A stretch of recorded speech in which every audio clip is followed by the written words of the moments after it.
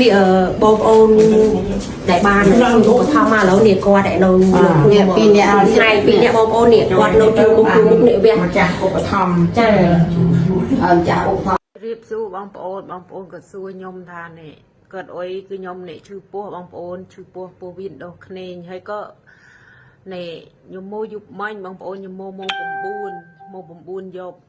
เฮ้ยยมชื่อมาซ้อมมันยมเตาเปคลินิกยมเตาเปคลินิกรุ่ยยมด่าสโรมกีด่าสโรมอ้อยรุ่ยก็กีจะทนำรุ่ยก็อ้อยเจนเตาเตียวินเตาปียมเจนเตาเตียวินยมอดบาดยมอดบาดก็บางปอนปรึกเลิงยมเตาเปเตียดยมเตาเปเตียดเป็ดกีทานี่แหละครับทุกคนเขมรงานเข้าครับท่านผู้ชมเนาะหลังจากที่ไทยกับเขมรเนี่ย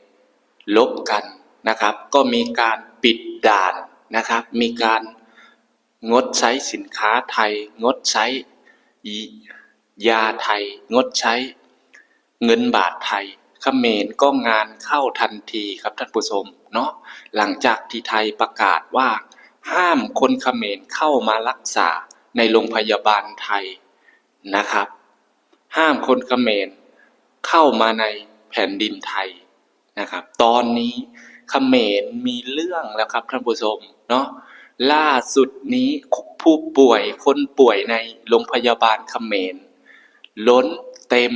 นะครับจะเอาไปรักษาที่เวียดนามก็ไม่ให้เขาไปรักษานะครับตอนนี้ผู้ป่วยคนป่วยล้นโรงพยาบาลเขมรนะครับนะตอนนี้ผู้ป่วยเยอะเกินเนาะโรงพยาบาลเล็กแต่ว่าผู้ป่วยเยอะคนเขมรโวยวายกันใหญ่นะครับเมื่อไหร่จะเปิดด่านสักทีนะครับเมื่อไหร่จะทำให้มันเสร็จสิ้นสักทีจะได้พาครอบครัวนะครับพาคนป่วยพาพ่อพาแม่มารักษาที่โรงพยาบาลไทยโอ้โหได้ไปเห็นคอมเมนต์เขมรคนนี้นะครับยังหวังว่าที่จะมารักษาที่ประเทศไทยนะครับโรงพยาบาลไทยอยู่เนาะตอนที่ทำลายโรงพยาบาลไทยทำไมไม่คิดนะครับตอนที่ทำลายชีวิตของประชาชนคนไทยนะครับที่บาดเจ็บและเสียชีวิตนะครับทำไมไม่คิดเนาะว่าผู้นำประเทศตัวเองทำอะไรไว้กับประเทศเขาบ้างตอนนี้อยากจะมารักษาที่ประเทศไทยเนาะอยากจะมาเข้าโรงพยาบาลคือถามก่อนว่าคุณมีสิทธิ์อะไรนะครับเนาะถ้าด่านยังไม่เปิดถึงแม้ด่านจะเปิดเขาก็ไม่ให้คุณเข้ามารักษาหรอกนะเพราะว่าพฤติกรรมเนรคุณของพวกคุณคนไทยเขาไม่ลืมเขาบอกเลยว่าเขาจะเลิกรักษาเขมรนะครับถ้าหากคนเขมรเข้ามาเขาจะไม่รักษาเด็ดขาดนะตอนนี้เขมรยังฝันกลางวันอยู่นะท่านผู้ชมถ้าด่านเปิดจะพาพ่อพาแม่มารักษาที่ประเทศไทยเพราะว่าอะไรเพราะว่าตอนที่หนุ่มเขมรที่เหยียบธงชาติไทยเนาะเขาป่วยแล้วนำตัวส่งโรงพยาบาลเวียดนามแต่เวียดนามปิดด่านไม่ให้เข้าไปรักษาที่เวียดนามนะคนเขมรจึงตีรถกลับมารักษาที่ประเทศตัวเอง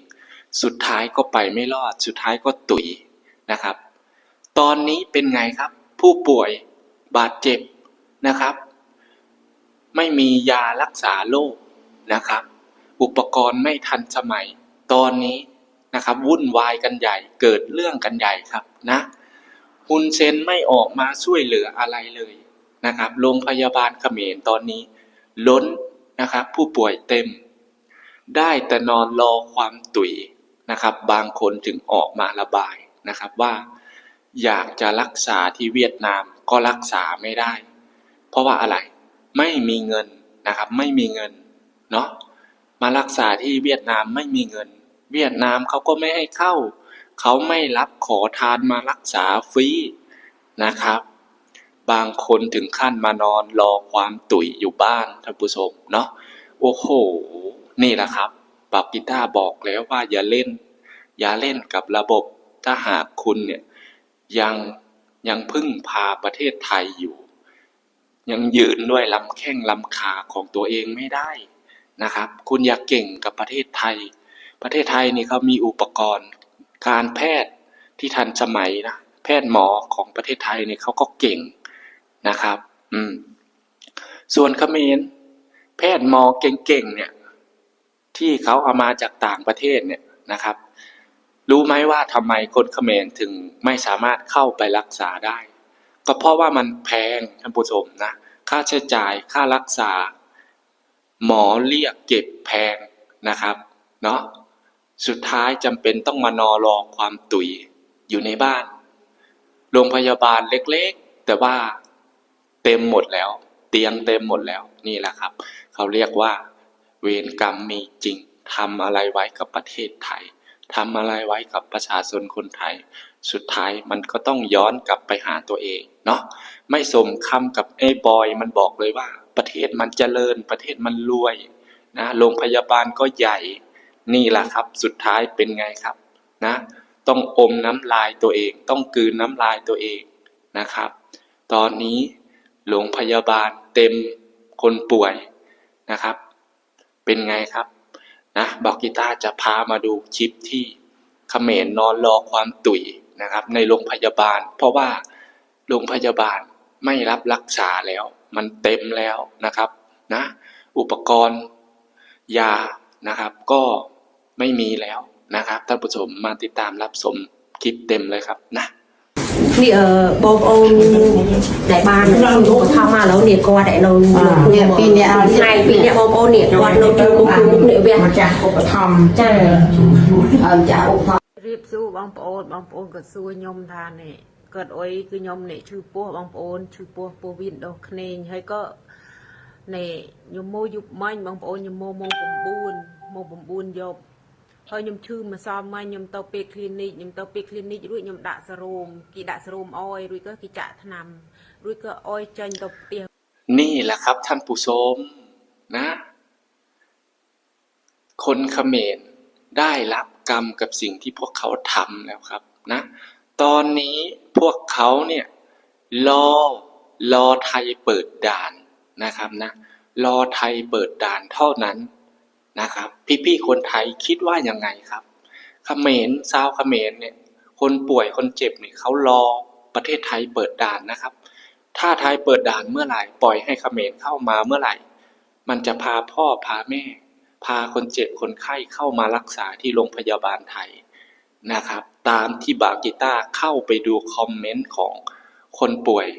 นะครับที่เขาคอมเมนต์กันแล้วก็ญาติของเขาเนาะเขารอโอกาสที่ไทยเปิดด่านแล้วเขาก็จะเอาพ่อแม่มารักษาที่ประเทศไทย